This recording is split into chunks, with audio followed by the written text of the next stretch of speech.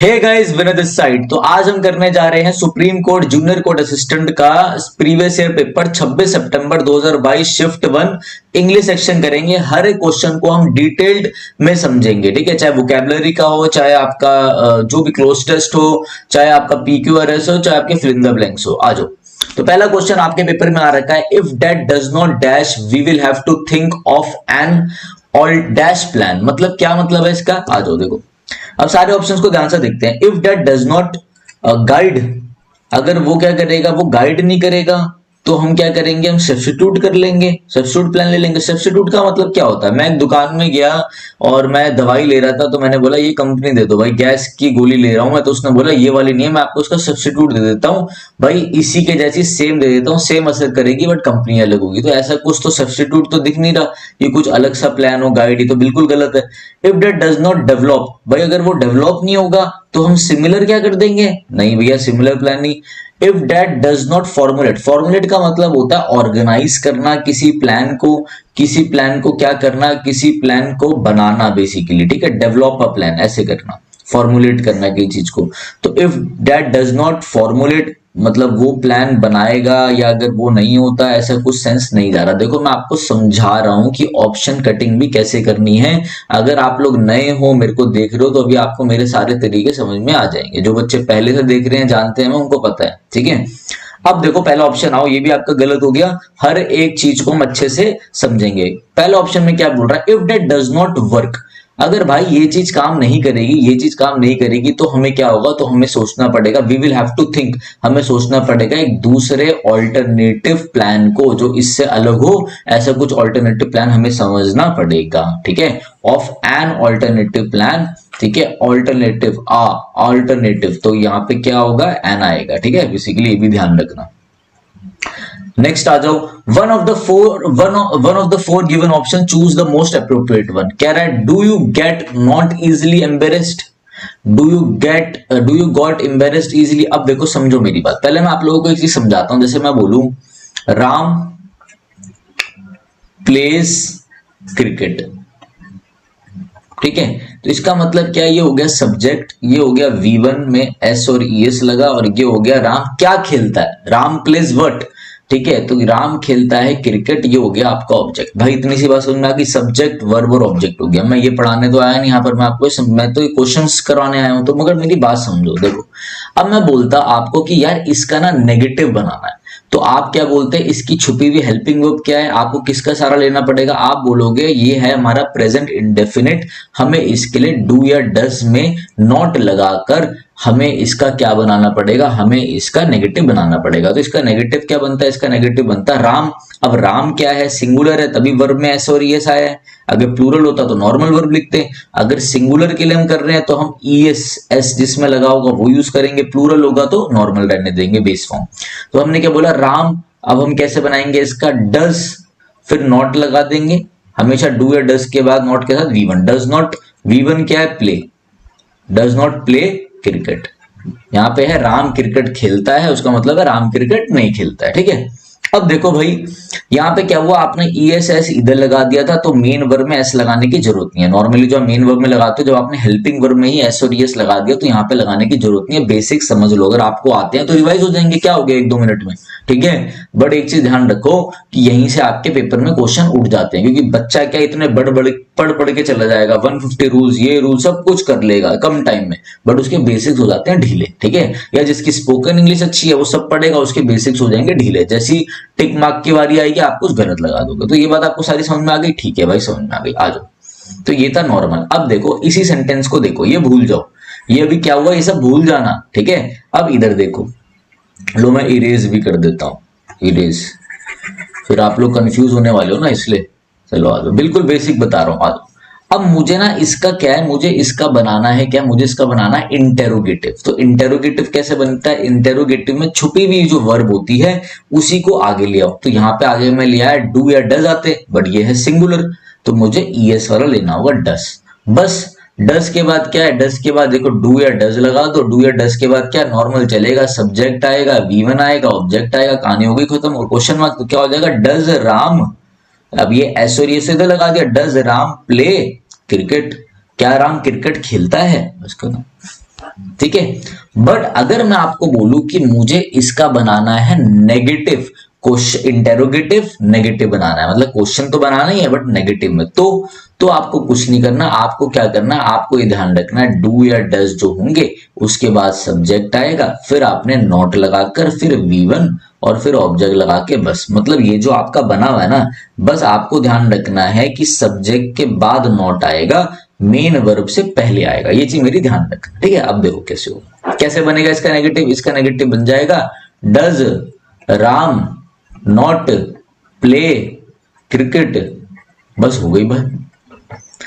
But sir हमने तो सुना है डोंट डजंट, अगर आपको कॉन्ट्रैक्टेड फॉर्म में यूज करना हो तो अगर इसी को, ये तो बिल्कुल सही है, बट आपको कॉन्ट्रैक्टेड फॉर्म में यूज करना हो तो आप इनको इकट्ठे लिख देना, डजंट राम, फिर नॉर्मल चला जाएगा डजंट राम प्ले क्रिकेट, ठीक है। जैसे आप लैंग्वेज में बोलने के लिए, दबाव डालने के लिए कि नहीं खेलता राम क्रिकेट, ऐसे दबाव डालने के लिए बोल दिया। बिल्कुल तुच्चा सा क्वेश्चन है भाई, बट मैं आपको समझा रहा हूं, समझो, ये ऐसे क्वेश्चन आगे भी मिलेंगे, इसलिए तो आपको ये वाली मेरी बात समझ में आ गई कि जब भी आपको नेगेटिव बनाना हो, इंटेरोगेटिव नेगेटिव, तो भैया नॉर्मल नेगेटिव बनाते हैं तो नॉर्मल नेगेटिव में तो हम डू या डज के बाद नॉट लगाएंगे, बट यहाँ पे देखो डू या डज तो पहले आ गया, तो उसके बाद क्या होना चाहिए, सब्जेक्ट होना, जो सब्जेक्ट के ठीक बाद नॉट आएगा। क्लियर हो गई मेरी बात समझ में, आ जाओ भैया। डू आ गया, क्वेश्चन बना रहे हैं ये लोग, डू आ गया, सब्जेक्ट डू आ गया, आपके हेल्पिंग वर्ब आ गई डू, यू सब्जेक्ट आ गया।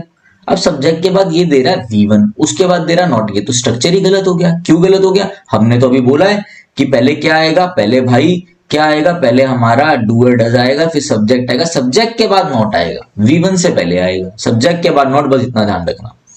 कह रहा है डू सब्जेक्ट आ गया, डू यू गॉट, अरे भाई जब क्वेश्चन पूछ रहे हो और बेसिकली ये क्या है आपका प्रेजेंट इंडेफिनिट, उसमें तो वर्ब की फर्स्ट फॉर्म यूज होती है, इधर तब से हम वर्ब की फर्स्ट फॉर्म यूज कर रहे हैं, तो गॉट कैसे होगा, ये भी कट गया। फिर देखो डू आ गया, यू गेट, तो इन्होंने क्या करा, देखो इन्होंने यहाँ पे हेल्पिंग वर्ब यूज कर ली क्वेश्चन इंटरोगेटिव के लिए, आपका सब्जेक्ट आ गया, मेन वर्ब आ गई, आपका एडवर्ब आ गया, उसके बाद नॉट यहाँ लगा दिया। अरे भाई सब्जेक्ट के बाद नॉट आता है, ये भी गलत हो गया। अब इन्होंने क्या है, नॉर्मली पूछ लिया, do you get embarrass easily, क्या तुम भैया तुम शर्मिंदा हो जाते हो आसानी से, इजीली हो जाते हो, तो यहाँ पे देखो क्या है, वो स्ट्रक्चर हमें मिल गया। हमें क्या चाहिए था, डू डज चाहिए था, लो भाई डू डज आ गया। यहाँ पे हमें क्या चाहिए था, सब्जेक्ट चाहिए था, सब्जेक्ट आ गया, नॉट की बात हो नहीं रही तो नहीं लिखेंगे, तो नॉर्मली ऐसा लिख देंगे सब्जेक्ट, सब्जेक्ट के बाद क्या है, सीधा वर्ब और ऑब्जेक्ट, सीधा वर्ब और क्या है आपका आगे का मेन वर्ब होगी बेसिकली, ठीक है। तो वो गो और ये जो गेट वाले होते हैं ना, गेट के साथ V3 लगाते हैं, इसमें कंफ्यूज मत होना आप, ठीक है। तो इसमें क्या आपका आगे सीधा का सीधा वर्ब आ गई, ठीक है। अब क्या सर इसमें ऑब्जेक्ट है, इसमें ऑब्जेक्ट नहीं, अब ये नहीं बच्चे ऑब्जेक्ट ही ढूंढने लग जाए, भाई वो आपसे पूछ रहा है, यहाँ पे कुछ काम तो हो नहीं रहा, ठीक है, कि आप क्रिकेट खेल रहे हो तो ऑब्जेक्ट होगा ना उधर, वो आपसे पूछ रहा है क्या आप क्या शर्मिंदा हो जाते हो आसानी से, तो ये चीजें ध्यान रखना, ठीक है। अच्छा एक और चीज ध्यान रखना, गेट के साथ वर्ब की थर्ड फॉर्म आती है, चेक कर लेना, हमेशा ऐसा नहीं होता, बस मैं जल्दबाजी में आपको पढ़ा रहा हूँ, जितना हो सके मैं एक्सप्लेन भी कर रहा हूँ। आ जाओ आगे, क्लियर हो गई बात। तो आपका फोर्थ आपका करेक्ट आंसर था, बाकी ऑप्शन कटिंग आपको आ गई होगी। आओ थोड़ा सा खींच लेते हैं इनको।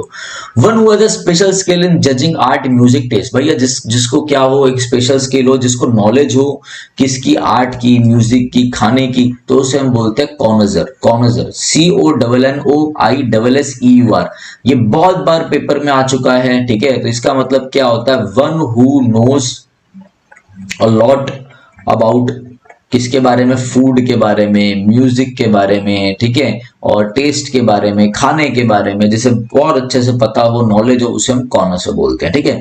कन्फेक्शनर क्या होता है, कन्फेक्शनर होता है मिठाई बनाने वाला, वन हु प्रिपेयर्स स्वीट, ठीक है।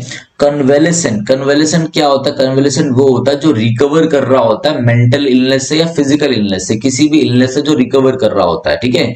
One who is recovering from illness, recovering from illness. Writing पे मत जाना, भावनाओं पे जाना, ठीक है। इग्नोरमिस, इग्नोरमिस का मतलब क्या होता है, इग्नोरमिस का मतलब होता है देखो इग्नोर, अरे यार इस बंदे से क्या बात कर रहा है, इसे तो कुछ पता ही नहीं है यार, ये तो बिल्कुल ही इग्नोरेंट है, ये तो क्या है, बिल्कुल ही इग्नोरेंट पर्सन है, इसे तो कुछ पता ही नहीं है, ठीक है, ये तो बेवकूफ है, इसे कुछ नहीं पता इस बारे में, ये तो डम्ब है, डम्ब, DUMB, डम, ये तो डंस है, डंस, DUNCE, डंस, ठीक है। ये क्या है, ये तो फुलिश है, फुलिश। बेवकूफ है, ये तो मोरन है, मोरन, MORON। जैसे आपने सुना होगा ना वर्ड इम्बेसिलिटी, स्टूपिडिटी, तो इम्बेसाइल मतलब स्टूपिड पर्सन, IMBECILE, इम्बेसाइल। ये सारे वर्ड ध्यान रखना। मोरन मतलब बेवकूफ, डम्ब, डंस, फुलिश, इम्बेसाइल, ठीक है। जैसे आप बोलते हो ना बिल्कुल ही सिंपल है, बेवकूफ है, मूर्ख है, कोई भी इसको मूर्ख बना देता है, मतलब सिंपलटन। ये वर्ड ध्यान रखना, ये वर्ड नोट बना के ऐड कर लेना, ठीक है। आ जाओ, कौन सा आपका करेक्ट आंसर हो गया। One was a special skill in judging art, music, taste etcetera. Asta said that we need to fight tooth and nail for the cause. Tooth and nail का मतलब होता है to fight, to do something with full strength, पूरी strength के साथ, ठीक है, पूरी डिटर्मिनेशन के साथ, with full strength and determination, ठीक है। टू फाइट फियर्सली, पूरे जोर शोर से लड़ना। अब इसका मतलब क्या है, to fight tooth and nail, देखते हैं, आपको पूरा पढ़ने की भी जरूरत नहीं है, इडियम एंड फ्रेज आ रखा है, आपका यही आंसर हो गया, ध्यान रखना। क्या यही आंसर होगा to fight with tooth and nail? नहीं, ये चीज ध्यान रखना, ठीक है, ये सब आपका गलत है। आ जाओगे। Since he is garrulous by nature, he is generally shunned by decent cultured people, ठीक है। अपोजिट बताना है हमेशा बच्चों पेपर में। ये जो मैं आपको सीरीज कराने जा रहा हूं, अभी हम क्लासेस भी चालू कर देंगे, इंग्लिश की क्लासेस चालू कराऊंगा मैं आप लोगों के लिए, और आप लोगों के लिए जीके की क्लास भी चालू कराऊंगा, ठीक है। और तो देखो, गैरुलस का मतलब क्या है, garrulous, since he is garrulous by nature, garrulous का मतलब होता है जो बहुत ज्यादा बातें करता हो, one who is very talkative, talkative, TALKATIV, talkative हो, जो बहुत ज्यादा क्या हो, बहुत ज्यादा आपका लोकेशियस हो, LOQUACIOUS, लोकेशियस हो, LOQUACIOUS, लोकेशियस हो, बहुत ज्यादा बातूनी हो, वर्बोज हो, वर्बोज, VERBOS, बातों से भरा हुआ हो। अब आप बोलोगे सर चैटी भी लिख दो, लो भाई चैटी भी लिख देते हैं, जैसे नहीं पता, जो बहुत ज्यादा चैटे करता हूँ, बहुत ज्यादा बातें करता हूँ, मगर जो आपके मेन वर्ड है वो यही है कि गैरुलस बहुत ज्यादा बातें करता हूँ, वर्बोस बातों से भरा हुआ, लोकेशियस लोकेशियस अच्छा वर्ड है, ध्यान रखना। Loqua, loqua is the root word, loqua, that means talkative, जो बातें करता हूँ, वर्ड्स, बहुत सारे वर्ड्स। तो इसका अपोजिट क्या है, साइलेंट हो, स्पीचलेस हो, कुछ बात हुई मैं तो स्पीचलेस हो गया, नहीं, साइलेंट हो गया, नहीं, मतलब जो बेसिकली कम बोलता हो। डम्ब का देखो, अभी देखो डम्ब आ गया, और डम्ब के मैंने अभी आपको इतने सारे वर्ड्स वगैरह बताए थे, ठीक है, ये भी ध्यान रखना। अब क्या इसका आंसर होगा, टेसिटन। टेसिटन इसका ठीक उल्टा होता है, TACITURN। टेसिटन का मतलब होता है कम बोलने वाला, जो कम शब्द यूज करे, लेकोनिक हो, LACONIC। लेकोनिक का एक मतलब ये भी होता है शॉर्ट में, लेकोनिक शॉर्ट में, ठीक है ना, कंसाइज में, ब्रीफ में, ट्रंकेट में। टेसिटन का मतलब क्या, टेसिटन का मतलब है कम बोलने वाला, मतलब रेटिसेंट, RETICENT, रेटिसेंट। होगी बात, ठीक है। अपोजिट बताना है तो ये आंसर चला जाएगा, ठीक है। ये चीज पहले पेपर में जरूर पढ़ लेना, सिली मिस्टेक आप लोग बहुत करते हो, मत करना। जब भी क्वेश्चन है उसे ध्यान से पढ़ो, भैया सिनोनिम पूछ रहा है, एंटोनियम पूछ रहा है, अच्छे से पढ़ लेना। फिर क्या कह रहा है, correct order that can replace the underline word, ये अंडरलाइन वर्ड आपका, ठीक है। विदाउट चेंजिंग, मीनिंग नहीं बदलना चाहिए। The song had a soporific effects on the child. Soporific मतलब होता है, सोपोरोफिक मतलब जैसे कोई दवाई सोपोरोफिक है, कोई सॉन्ग सोपोरोफिक, मतलब उससे आपको क्या नींद आने लग जाती है। जैसे बच्चे को लोरी, लुलाबाई सुनाते हैं तो क्या हो जाता है, उसके बाद उससे नींद आने लग जाती है, मतलब स्लीप इंड्यूसिंग। सारा प्रीवियस ईयर है आपका 26/2022 का, ठीक है, शिफ्ट 1 है। The government is taking expeditious steps to fill up the vacancy. Expeditious का मतलब क्या होता है, एकदम तेजी से, एकदम तेजी से, ठीक है ना, मतलब फुल एफिशिएंसी से। एक्सपीडियस इज फुल एफिशिएंसी के साथ, मतलब prompt, prompt. The once flourishing tree was in an advanced state of decay now. अब देखो ऊपर पढ़ लो क्या है, अपोजिट बताना है। डिके का मतलब क्या है, डिके मतलब सड़न, ठीक है, डिकेड प्रोडक्ट मतलब सड़ा हुआ प्रोडक्ट, ठीक है। तो क्या होता है, डिके का मतलब है डिकम्पोज, डिकम्पोज, जो खत्म हो गया, डिके हो गया, सड़ चुका है, ठीक है ना, डिकम्पोज हो चुका है, बेकार हो चुका है, खत्म हो चुका है। अब इसका अपोजिट क्या होगा, इनोवेशंस। इनोवेशंस मतलब न्यू मेथड्स, न्यू आइडियाज, ये सब होगा? नहीं भाई, ये सब तो नहीं होगा। फ्रेशनेस, एकदम फ्रेश हो, तो हल्का हल्का ये जा सकता है। डिके मतलब सडन, इसे डिके कर दो, इसे सड़ा दो, डिकम्पोज हो गया तो सड़ गया, ये तो खत्म हो गया बिल्कुल, ठीक है। नोवेल्टी मतलब होता है न्यू, न्यूनेस, देखो थोड़ा थोड़ा ही जा सकता है, मगर यहाँ पे इसका करेक्ट आंसर क्या है, रीजनरेशन। एक है सडन, एक है रिजुविनेट हो गया, रीजनरेट हो गया, दोबारा से निखर कर आ गया, रीजनरेट। जैसे कहते हैं ना ये सारा वे, आप देखो ऐसे समझो, ये सारा वेस्ट मटेरियल है, इसे डिकम्पोज कर दो, इसे खत्म कर दो, इसे सड़ा दो, इसे गला दो, इसे खत्म कर दो, ठीक है। समझो मेरा जो मैं समझाना चाह रहा हूं, ये सारा प्रोडक्ट है, वेस्ट हो चुका है, इसे रिसाइकिल कर दो, इसे रीजनरेट कर दो, दोबारा रीजनरेट कर दो यूज के लिए। अब समझ में आ गई बात, अपोजिट में नहीं, ये नहीं कि सीधा पढ़ा रहे लगा दिया आंसर, ऐसा नहीं, एक लगाया तो नंबर गया आपका, ध्यान रखना। Choose the most appropriate one. अब देखो जो जो चीजें मैंने आपको समझाई है लाइफ में, वो आपको यहाँ पर बहुत काम आएगी। लाइफ का ज्ञान भी बहुत है हमारे पास, बट अभी आप लोग पढ़ाई का ज्ञान ले लो। ये जो मैंने आपको समझाया, सब्जेक्ट होता है, वर्ब होता है, राम, प्लेड, क्रिकेट, ये सब जो समझाया था यहाँ पे आपको काम आने वाला। देखिए यू सब्जेक्ट है, सब्जेक्ट के बाद क्या आता है, वर्ब आती है, वर्ब के बाद आपको मेनली चाहिए बेसिकली ऑब्जेक्ट, ठीक है भाई। एडवर्ब भी आ सकती है अगर इसके बाद ठीक मेन वर्ब होता, बट यहाँ पे तो क्या है, यहाँ पे तो आपकी मेन वर्ब है ही नहीं। दूसरा बात आप ये चीज ध्यान रखो, ध्यान से समझ लो कि कैन आपका क्या है, कैन, कुड, मे, माइट, ये सब मोडाल है। मोडाल के बाद ठीक V1 आता है, तो कह रहा है you can safely with these kittens play, इधर दूर वर्ब डाल दी, बिल्कुल गलत सेंटेंस, ठीक है। नेक्स्ट आ जाओ, यू कैन प्ले, देखो यू आ गया, सब्जेक्ट आ गया, मोडाल वर्ब आ गई, इसका ठीक मेन वर्ब आ गई, बिल्कुल सही है। एडवर्ब इसने लास्ट में लगा दिया, लास्ट में लगाने से एडवर्ब पूरा क्वालिफाई कर जाता है, वो भी सही है, ठीक है। तो you can play along with these kitten safely. Along with का मतलब क्या होता है, देखो जैसे मैं आपको बोलूं, अलोंग विद का मतलब होता है साथ में। जैसे मैं यूज करूं, इसका मतलब हो गया टुगेदर विद। जैसे देखो मैं बोलूं द बिल, मैंने कोई ऑर्डर करा अमेजोन से, ठीक है, तो मैं किसी को बोल रहा हूँ बिल पड़ा था, वो कह रहा है ये तुम्हारा बिल है क्या, तो मैंने बोला यार बिल ना ऑर्डर के साथ ही तो आया था ये, तो मैंने बोला the bill came along with the order.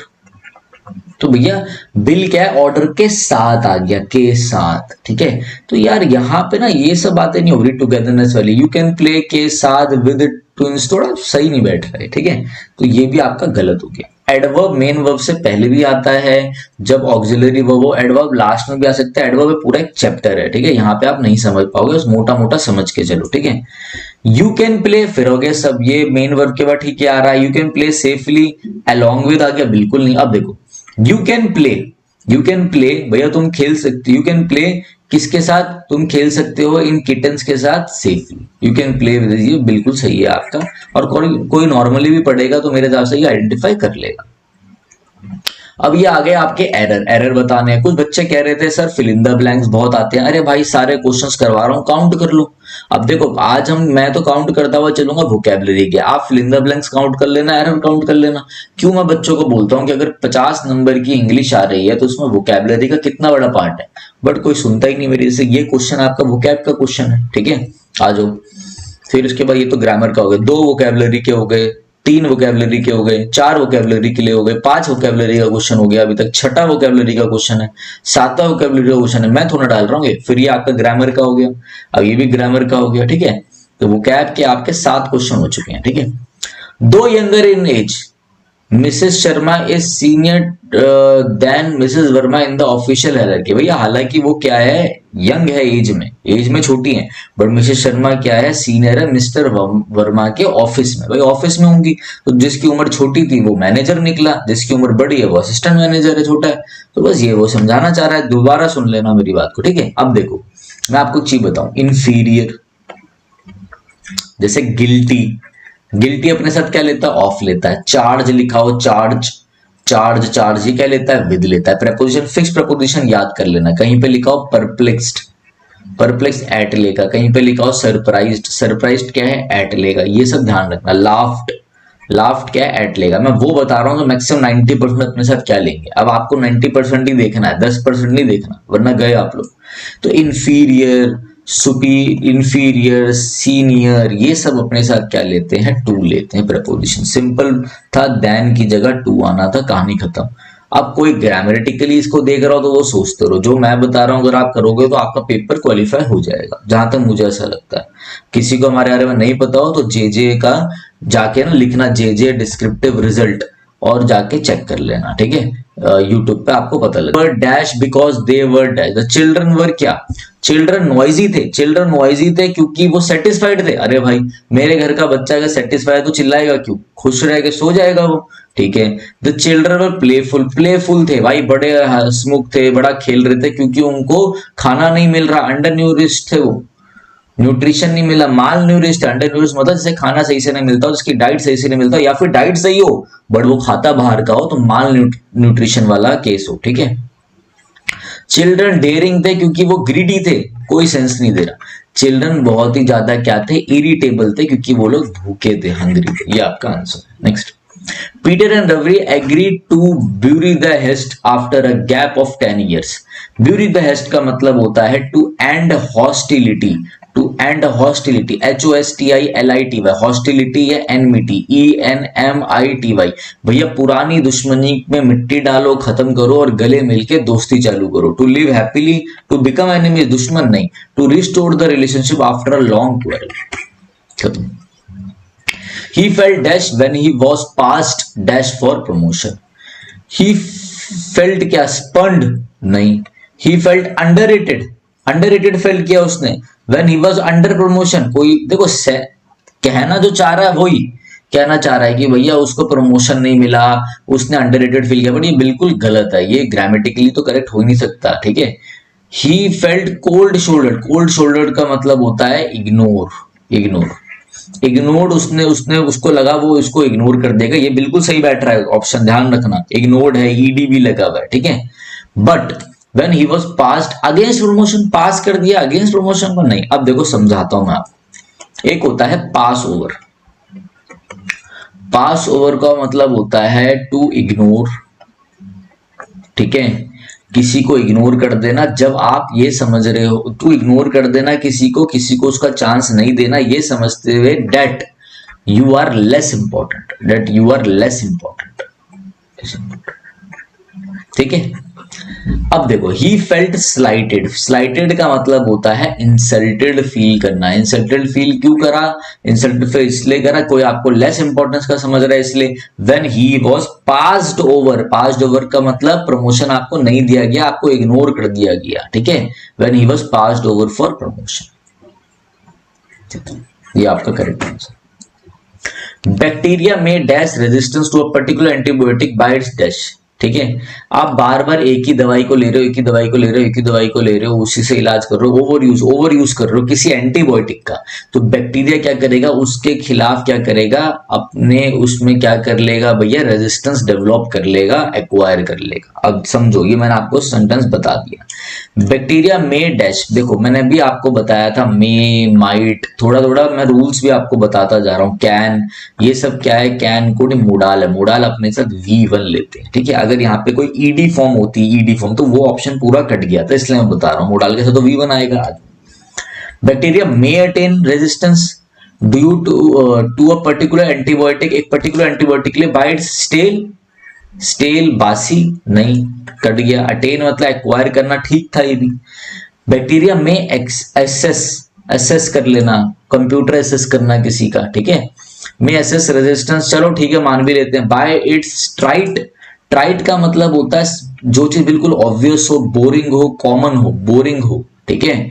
जो क्या हो, एकदम हैकनेड हो, हैकनेड मतलब भी होता है बोरिंग, कॉमन, कॉमन, बोरिंग, एकदम क्या हो, मंडेन हो, मंडेन, MUNDANE मतलब एकदम बोरिंग हो, घिसी पिटी। हिंदी में ट्राइट और हैकनेड का मतलब होता है घिसी पिटी बात, ऐसा घिसी पिटी, ये भी नहीं होंगे।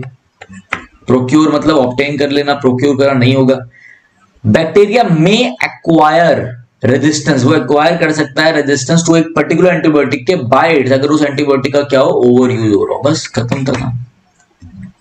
आशीष felt that he was in the 7th heaven when he first saw the result, result बढ़िया आया होगा। 7th हेवन का मतलब होता है इन द हैप्पीएस्ट स्टेट, बहुत ही ज्यादा खुश हो, डिलाइटफुल हो, ठीक है, ब्लिस में हो। ब्लिस मतलब होता है full of happiness, BLISS, bill, bliss, ecstasy, ECSTASY, state of full of happiness, state full of happiness is in delight, sadness नहीं, आउटरेज गुस्से में नहीं। पेंसिव का मतलब क्या होता है, ये पेन लेके आप चबाते हुए कुछ सोच रहे हो, मेरा सिलेक्शन हो जाएगा, मैं ये कर दूंगा, बिजनेस खोल दूंगा, ये कर दूंगा, सोचना। पेंसिव मतलब थॉटफुल मूड में, ये नहीं होगा। We saw scintillating fireworks display on the, scintillating मतलब होता है चमकता हुआ, sparkling, खत्म, कहानी खत्म। ही रिसीव, भाई ऊपर पढ़ते जाना, देखो अंडरलाइंड है ना, मीनिंग चेंज नहीं होना चाहिए, बिल्कुल सी ऊपर पढ़ते जाना। He received a fabulous prize after he won the much publish contest. Fabulous मतलब आउटस्टैंडिंग, अपोजिट बताना है। माइजरली मतलब होता है पार्सिमोनियस, PARSIMONIOUS, पार्सिमोनियस मतलब माइजरली मतलब कंजूस, इकोनॉमिकल हो, कंजूस हो, ठीक है, और थ्रिफ्टी हो, THRIFTY, थ्रिफ्टी हो, ठीक है। इसके पास तो 350 रुपीज ही है, बस कंजूस है, थ्रिफ्टी, कंजूस, माइजर, miserly. Animated is full of, animated is full of energy, full of energy. अब इधर देखिए, फेबुलस मतलब आउटस्टैंडिंग, इसका आंसर जाएगा ऑर्डिनरी। अब आ जाते हैं भाई हम किस में, PQRS में। PQRS बोलते हैं हम इसको, इसको आपको एक वो करना है, स्ट्रक्चर में लगाना है। चलो देखते हैं। The mind reading abilities of human beings are better than those of any other species on earth, ठीक है। चलो, they grasp the contrast between having and lacking knowledge. पहले तो बात हुई किसकी एबिलिटी की, ह्यूमन बींग्स की, ठीक है। अब देखो ह्यूमन, पहले से एक बार ना सारा पढ़ लो। Chimpanzees monitor whether their rivals do और do not know about hidden food, but human beings, अब देखो, can also track the ways in which others are mistaken and this is something that no other animal does। अब आ जाओ, बात किसकी हो रही है, एक तरफ बात हो रही है ह्यूमन बींग्स का और कंपैरिजन किसके साथ हो रहा है, चिंपैंजी के साथ, ठीक है। आ जाओ, तो माइंड रीडिंग ए पहले आ गया, ठीक है। बट ह्यूमन बींग्स, अगर मैं डी से चालू करता तो वो सेंस ही नहीं देगा ही नहीं, तो ये तो कट गया, ठीक है। बी, दे ग्रेप्स, कौन ग्रेप्स, पता ही नहीं चल रहा, तो ये बी भी कट गया, ए बचा। अब देखो ए, इसकी बात हो गई, अब डी की बात देखते हैं, डी चेक करते हैं। But human beings can also, पहले तो ह्यूमन बींग्स की बात ये हो रही है कि ह्यूमन बींग्स की एबिलिटी इतनी बढ़िया है, बाकी इधर से फिर कह रहा है बट ह्यूमन बींग्स, कोई कॉन्ट्रास्ट वाली बात तो आई नहीं, डी भी कट गया। क्या आया, ए, ह्यूमन बींग्स के बारे में बात हुई, फिर बात हुई चिंपैंजी मॉनिटर करते हैं कि उनका राइवल को पता है कि नहीं पता, ये वो, ठीक है, ए सी। उसके बाद क्या, they grab the simple contrast between having and lacking knowledge, ठीक है, कि नॉलेज है कि नहीं है। उसके बाद क्या, बट ह्यूमन, तो ए सी बी डी बिल्कुल करेक्ट है, बस, ठीक है। अब place where bees are kept, पहले एक वर्ड सीखो आज आप लोग, क्या, अवियरी। अवियरी, अवियरी का क्या मतलब होता है, अवियरी का मतलब होता है एक ऐसी जगह जहां पे बर्ड्स को रखा जाता है, बर्ड्स, बर्ड्स आर केप्ट। जैसे मैं भी इसको बच्चों को पढ़ाते हुए कई बार कंफ्यूज हो जाता हूं, तो मैंने बोला बच्चों को, और कई बच्चों के डाउट आते हैं, सर हम भी कंफ्यूज हो रहे हैं। मैंने बोला एक ही चीज याद कर लो, क्या याद कर लो, कि तुम्हारे सर का नाम है विनय, और कभी तुम्हारे सर का नाम घर से हुआ करता था बी फॉर बंटी, बंटी का साबुन स्लो, ठीक है। कोई इस वीडियो को यहां तक देख रहा हो तो नीचे कमेंट कर देना, ठीक है, स्लो साबुन है। तो विनय और बंटी, इससे आप याद रख लो वी वाले का क्या मतलब है, वी वाले का मतलब है, जब भी वी वाला आएगा ना, अवियरी, अवियरी और अपियरी में बच्चे कंफ्यूज होते हैं, तो आप ध्यान रखना बर्ड्स वाला, ठीक है। बस इतना याद रखो, एक को याद कर लो। लोग तो कहेंगे बी, बीज भी बी से, अरे भाई एक को याद कर लो, बात खत्म। अब देखो, अवियरी हो गया बर्ड्स, जहां बर्ड्स को रखा जाता है, पक्षीशाला। अपियरी का मतलब हो गया जहां पे बीज को रखा जाता है, वेयर बीज आर केप्ट। दोनों याद कर लेना, इंपॉर्टेंट, ठीक है। आगे ड्रे का मतलब क्या होता है, ड्रे का मतलब होता है बैलगाड़ी, ठीक है, कार्ट, बैलगाड़ी को बोलते हैं ड्रे। एरी मतलब क्या होता है, जो ईगल होती है ना, ईगल, उसका जो नेस्ट होता है उसे हम बोलते हैं एरी। ये सारे आपके हो गए। बीज को कहां रखा जाता है, अपियरी में, ठीक है। ये आगे के लिए भी ध्यान रखना।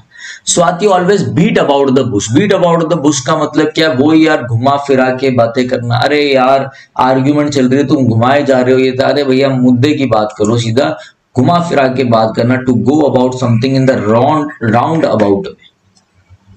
We all need dash in times of, we all need aid, support चाहिए होता है, इम्बैलेंस है। We all need assistance, rejuvenate के लिए, मतलब जब हम खुशी से रिजुविनेट हो रहे हो, एकदम बढ़िया हो रहे हो, मतलब एनर्जी गेन कर रहे हो, एकदम शांति में हो, तो असिस्टेंस क्यों चाहिए फिर हमें। वी ऑल नीड अबेंडन, जब भी मुसीबत आए, कैटास्ट्रोफ आए, तो हमें अबेंडन कर देना। अबेंडन मतलब होता है छोड़ के चले जाना, टू लीव। अबेंडन मतलब फोरसेक कर देना, FORSAK, एब्ज्योर कर देना, ABJURE, ठीक है, छोड़ के भाग जाना। वो तो दुनिया भाग ही रही है छोड़ के एक दूसरे को। भैया जब भी मुसीबत आए ना, एडवर्सिटी आए, जब भी क्या है एडवर्सिटी आ जाए, प्लाइट आ जाए, PLIGST, जब भी दुख दुविधा आ जाए, सफरिंग्स आ जाए, तो एक दूसरे का सपोर्ट करना। वी ऑल नीड सपोर्ट, हम सबको सपोर्ट चाहिए होता है इन टाइम्स ऑफ एडवर्सिटी। एडवर्सिटी ये तो सभी कर लेंगे। A leader of the people who can show his followers by his oratory। देखो लीडर आपको पता ही है, ओरेटर कौन होता है? जो अच्छा वक्ता हो, अच्छा बोलता हो, आर्टिकुलेट हो, आर्टिकुलेट बहुत अच्छा बोलने वाला, वेल स्पोकन। ये भी आप किसके लिए यूज करते हो? पॉलिटिशियन के लिए यूज करते हो, ठीक है। डेमोगॉग का मतलब क्या होता है? देखो डेमोगॉग का मतलब आपका हो जाता है कि एक ऐसा लीडर, एक ऐसा पॉलिटिशियन के लिए यूज होती है डमी, जो क्या करता है कि फॉलोअर से ना उन्हीं की बात करेगा। अरे आपकी क्या दिक्कत है? पानी नहीं आ रहा, मैं करवा दूंगा। अरे आपकी क्या दिक्कत है? रोड नहीं बन रही, मैं करवा दूंगा। उनके डिजायर के बारे में बात करता है अपने बोलने के तरीके से, और उनको स्वय कर देता है, उनके वोट जीत जाता है। उसे हम बोलते हैं डेमोक्रेट। ये ध्यान रखना। फायर ब्रांड एक ऐसा पर्टिकुलर एक पर्सन जो एक पर्टिकुलर चीज के पीछे हो, उसी पे सब कुछ करता है, उसे फायर ब्रांड कहते हैं। आज one who delights in speaking about one self, जो अपने ही बारे में बात करता हो। एरोगेंट तो हो मगर अपने ही बारे में बात करता रहता है। ईगो तो है मगर सेल्फिश ज्यादा है, अपने ही बारे में बोलता रहेगा। सेल्फ सेंटर्ड है, सेल्फ सेंटर्ड है, अपने ही बारे में बोलेगा। क्या है? एल्ट्रिस्ट है, बिल्कुल गलत। एल्ट्रिस्ट का मतलब, अब देखो मैं आपको ना एक दो वर्ड बता रहा हूं मेरे भाई, ध्यान रखना। एल्ट्रिस्ट का एक वर्ड होता है philanthropist. Philanthropist, PHILANTHROPIST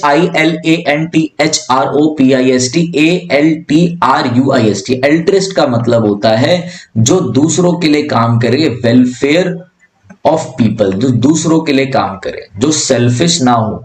not selfish, selfish नहीं है, और वेलफेयर के बद लोगों के वेलफेयर के लिए काम करता है, ठीक है। अरे भाई ये बंदा भी सेल्फिश नहीं है, ये भी लोगों के लिए काम करता है। देखो लैंग्वेज का अंतर है, ठीक है ना। ये क्या है? एल्ट्रिस्ट मैं हूं, मैं सेल्फिश हूं, किसी को मदद है मैं कर देता हूं, मैं अपने बारे में बता रहा हूं आप लोगों को, मैं कर देता हूं, चलो ठीक है। फिलंथ्रोपिस्ट क्या? फिलंथ्रोपिस्ट वो जो पूरे मानव समाज के लिए, पूरे मैन काइंड के लिए क्या करता हो? अपनी वेल्थ निछावर कर दे। जैसे रतन टाटा जी हो गए, ठीक है, तो वो फिलंथ्रोपिस्ट। अब आप मतलब समझ गए क्या? रतन टाटा जी सेल्फिश है? नहीं, वो भी नॉट सेल्फिश है, वो भी लोगों के वेलफेयर के लिए काम करते हैं। बट मैं आपको एक चीज समझा रहा हूं अपने एक्सपीरियंस से, पेपर में आएगा।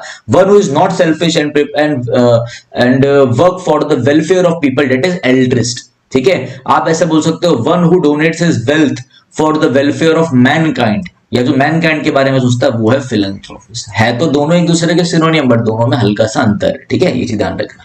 जैसे ईगोइस्ट और ईगोइस्ट, ये दोनों भी सेम है बट अंतर है थोड़ा थोड़ा। ये अपने बारे में ही बात करता रहता है। क्या ये एरोगेंट है? बिल्कुल है, बट ये अपने बारे में ही बोलता रहेगा। आप बोल रहे हो कि मेरे पता है मैंने ये किया, वो कह रहा रुक जा, मैंने ये किया, मैंने वो किया, मैंने ये किया, मैंने वो किया। आप बोल रहे हो भाई अलग ही लेवल है तो, ठीक है। एल्ट्रिस भी याद हो गया, ठीक है, ठीक है। ये बहुत अच्छा क्वेश्चन है आपका। The farmers will have left there, अब देखो पहले मेरा एक जरा मेरी लाइन समझो। मैंने बोला if she had studied, if she had studied harder, she would have pass the exam. कोई लड़की है, मैं उसको ट्रेन करता हूं, समझो, ठीक है। अब क्या है, मैं उसको ट्रेन करता हूं और अब क्या है, वो फेल हो जाती है, तो उसके पेरेंट्स कहते हैं अरे आपने हमसे फीस ली भी नहीं सर, वो फेल कैसे होगी? मैं बोलता अगर इसने मेहनत करी होती तो ये उस एग्जाम को पास कर चुकी होती। If she had studied harder she would have pass the exam. इस वुड हैव पास का मतलब क्या है? That you could have done, could have done. भाई ये ऐसा हो चुका होता, हुआ तो नहीं ना, हो चुका होता, ठीक है। अब ये मेरी समझ गए, आ जाओ अब आप समझ जाओगे।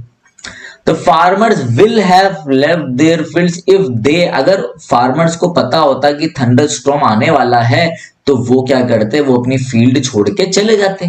क्या वो गए? नहीं गए, पास्ट की जाते ना, मगर हुआ नहीं, ठीक है। कुड हैव डन, तो क्या होगा? वुड हैव V3 से हम बनाते हैं, यहाँ पे होना चाहिए would have V3, would have V3। जैसे यहाँ पे ना इफ के साथ सब्जेक्ट हैड V3, तो इफ सब्जेक्ट हैड V3, वैसे वुड हैव V3।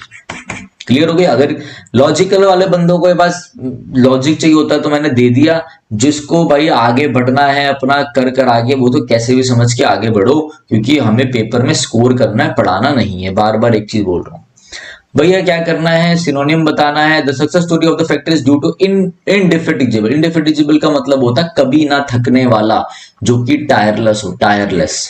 ठीक है, थकने वाला तो टायर्ड है, एग्जॉस्टेड है, ये टायरलेस है, tireless. It is an obsolete law. Obsolete मतलब एकदम आउटडेटेड, पुराना। यहां पे पूछा है अपोजिट, न्यू आंसर चला जाएगा। One who devotes his service और wealth for the love of mankind. लो भाई, डिवोट कर दे अपनी सर्विस के, आप मैं जो भी करूंगा मैनकाइंड के लिए करूंगा। वेल्थ को डिनोट कर दे, उससे क्या बोलते हैं, फिलेटलिस्ट नहीं। ये वो पर्सन होता है जो कलेक्शन ऑफ स्टैम्प्स करता है, स्टैम्प्स को इकट्ठा करता है, कलेक्ट करता है। One who collects stamps. Misanthropist इसका बिल्कुल अपोजिट है, उसका मतलब one who hates mankind, mankind. ठीक है, एल्ट्रिस्ट आ गया, one who works for the welfare of people. Philanthropist इसका करेक्ट आंसर है। ऑलरेडी मैं आपको यहां पर इसका मतलब समझा चुका हूं अच्छे से। ठीक है, क्लियर हो गई बात, आगे आ जाओ। Is it possible to maintain this atmosphere, पहले सारा पढ़ोगे आप, in which alone teaching and learning are possible. ठीक है, just now we have created an atmosphere because I want to find out you and you want to find out, you have to create a feeling and atmosphere। बोल क्या रहा है, कौन सा atmosphere की बात है, टीचिंग की बात हो रही है, फिर लर्निंग की बात हो रही है।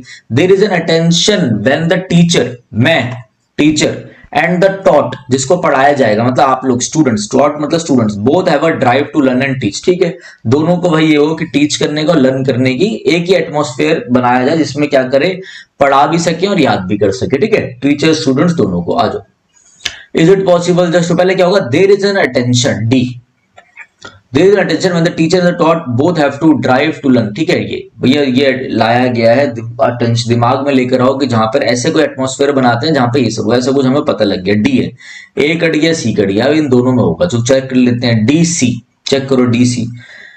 इसके लिए हमें क्या करना है, एक एटमोस्फेयर बनाना है। ठीक है, एक रूम में एटमोस्फेयर बना दिया, उसके बाद is it possible to maintain, अरे पहले पूछ तो लो। Just now we have created atmosphere because I want to find out and you want to find out. ठीक है, देखो बोल भी रहा है कि पहले उसने बोला ये बता दिया, फिर बोल रहा है हमें एक एटमोस्फेयर बनाना पड़ेगा, फिर बोल रहा है अब हमने एक एटमोस्फेयर बना दिया है। अब देखो, is it possible to maintain, तो डी सी बी ए हो गया आपका खत्म।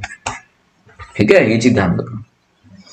Next, he could rise to the stretcher because of the, stretcher मतलब होता है एक वेल रिस्पेक्टेड पोजीशन में, स्ट्रेचर मतलब होता है हाइट भी, हाइट भी। ठीक है, अब देखो, he could rise to the stretcher because of his invincible courage। invincible courage का मतलब क्या है, invincible courage का मतलब होता है indomitable, INDOMITABLE,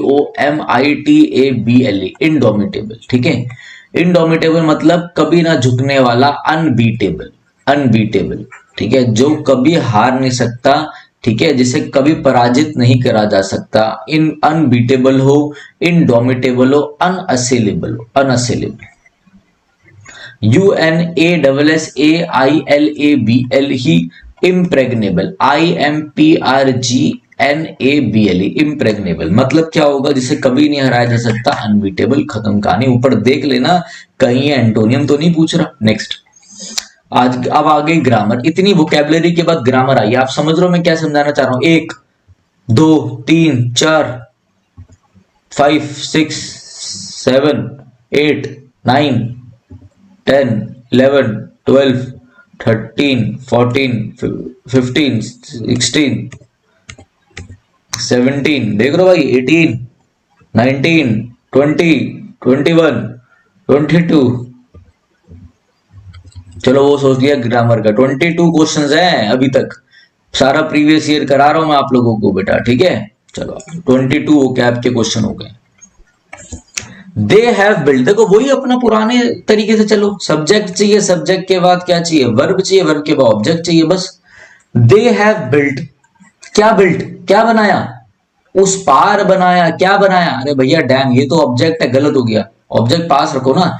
they have built a dam, ये है बिल्कुल सब्जेक्ट है, वर्ब है, ऑब्जेक्ट आ गया। ओवर द रिवर मतलब रिवर, ये डैम बना दिया उधर, रिवर को पार करके, गलत sense, over. They have built, फिर कहां चला गया, डैम इतनी दूर डाल दिया, गलत। They have built a dam, उन्होंने एक डैम बनाया है अक्रॉस द रिवर, रिवर के उस पार, इस पार से उस पार तक, अक्रॉस द रिवर, ठीक है, ये ध्यान रखना। अक्रॉस के बारे में पढ़ लेना, अलोंग के बारे में भी पढ़ लेना, फॉर के बारे में पढ़ लेना, टू के बारे में पढ़ लेना, प्रेपोजिशन चैप्टर में है ये, ठीक है। A cursory look at the text will not get you the essence of it. Opposite. Cursory मतलब क्या होता है कि कोई भी चीज क्विकली डन, जल्दी में करना, ठीक है ना भैया। अगर आप ऐसे ही जल्दी से चले जाओगे तो आप ये समझो, will cursory look at the text will not get you the essence of it. आपने ऐसी कोई चीज पढ़ ली, बस जल्दी से पढ़ लिया कि मैं इसमें पढ़ रहा हूँ, ऐसी वीडियो आप 2x पर देख लो, बहुत बच्चे देखते हैं ना, स्मार्ट बंदे देख लो। तो क्या आपको इस वीडियो का जो निचोड़ मैं आपको देना चाह रहा हूँ कि अगर आप ये ऐसे 10 वीडियो मेरी देख के चले गए ना, पेपर में परफॉर्मेंस दे दोगे, मैं आपको बोल रहा हूँ, तो क्या आपको उसका एसेंस समझ में आएगा? नहीं, एसेंस का समझ में आएगा जब आप उसे आराम समझोगे, नोट्स बनाओगे, थोरोली जाओगे। थोरो, इसका अपोजिट बताना है हमें। थोरो मतलब डिटेल में, इन डिटेल। स्टेडफास्ट मतलब फर्म, स्टेडफास्ट इज फर्म, बस। थोरो आंसर हो गया। नेक्स्ट, फिर आ गया आपका ग्रामर आ जाओ। द जज डिलीवर, जज ने क्या करा? डिलीवर करा सेंटेंस, बिल्कुल सही है, ठीक है। कहां पर डिलीवर करा? इन द कोर्ट रूम में, कोर्ट रूम में करेगा, बिल्कुल सही है। येस्टरडे एडवर्ब लास्ट में डाल रखी है, बिल्कुल सही है। ये एडवर्ब जो होती है ना, एगो, येस्टरडे, लास्ट वीक, ये सारी एडवर्ब्स आप पीछे ही रखा करो, बहुत अच्छा रहेगा, ठीक है। या तो आगे या सबसे पीछे बेस्ट रहता है। जज ने क्या करा, यही आपका करेक्ट आंसर होगा, और चेक कर लो। जज ने क्या करा? डिलीवर कर दिया येस्टरडे, सेंटेंस डिलीवर करा येस्टरडे कोर्ट यार्ड में, गलत सेंस दे रहा है। द जज डिलीवर्ड येस्टरडे, ये अच्छा, जज ने येस्टरडे डिलीवर कर दिया, वाह भाई वाह। द जज डिलीवर्ड, जज ने कोर्ट रूम में डिलीवर किया सेंटेंस। फिर भाई ऐसे हिंदी मीनिंग बताएंगे तो कुछ ना बन पाएगा, हिंदी में तो सभी बढ़िया लग रहा है। स्ट्रक्चर में चलो, क्यों ग्रामर इंपॉर्टेंट है, क्यों इंग्लिश जो ऐसे सीख के आप इंग्लिश बोलोगे भी तो क्यों एक अच्छा रहेगा, बढ़िया रहेगा। देयर वर मैनी, मैनी के साथ प्लूरल आता है, ध्यान रखना। There were many students in the class but only handful could answer the difficult questions. अब देखो, मैंने बोला स्पूनफुल, स्पूनफुल का मतलब क्या है? स्पूनफुल एक एडजेक्टिव है। स्पूनफुल का मतलब क्या है? स्पूनफुल का मतलब है कि एक चम्मच भर के पूरा। अब मैं बोल दू स्पूनफुल, क्या मीनिंग दे रहा है? मैं बोल दू स्पून तो ये दे देगा, स्पून मतलब चम्मच। मैं बोल दू स्पूनफुल तो चम्मच भरी हुई, किसकी भरी हुई, किससे भरी हुई, समझ रहे हो? तो आपको बेसिक देखो, मीनिंग अगर निकालोगे तो बोलने में तो निकल जाएगा, बट ये आपको एक एडजेक्टिव के साथ कुछ ना कुछ डालना पड़ेगा। हैंडफुल भी आपका एक एडजेक्टिव है जो बिल्कुल गलत है यहाँ पे यूज। अगर आपको डालना बट ओनली अ कुछ, जैसे कि बहुत सारे स्टूडेंट्स हैं बस कुछ ही आंसर दे पाए डिफिकल्ट क्वेश्चंस का, तो आपको क्या करना पड़ेगा? आपको यहाँ पे ऐसे लिख दो, अ हैंडफुल ऑफ, ऐसा स्ट्रक्चर सही रहेगा, अ हैंडफुल ऑफ, ठीक है। ये हो गया। They are living in Delhi but for decades now and yet to find it difficult to, भैया रह तो रहे हैं, इतने डिकेड से दिल्ली में रह रहे हैं, बट अभी भी क्या है? अब देखो, जब भी आप ऐसा देखो ना कि इतने टाइम से दिल्ली में रह रहे हैं और ये फॉर से एक पीरियड जुड़ा हुआ हो, इतने टाइम से कर रहे हो, तो उसे आप रखो किसमें? प्रेजेंट परफेक्ट कॉन्टिन्यूज में। They have been living in Delhi, तब से लेकर अब तक रह रहे हैं। या तो प्रेजेंट परफेक्ट कॉन्टिन्यूस में ही रखो, यही आपका करेक्ट है।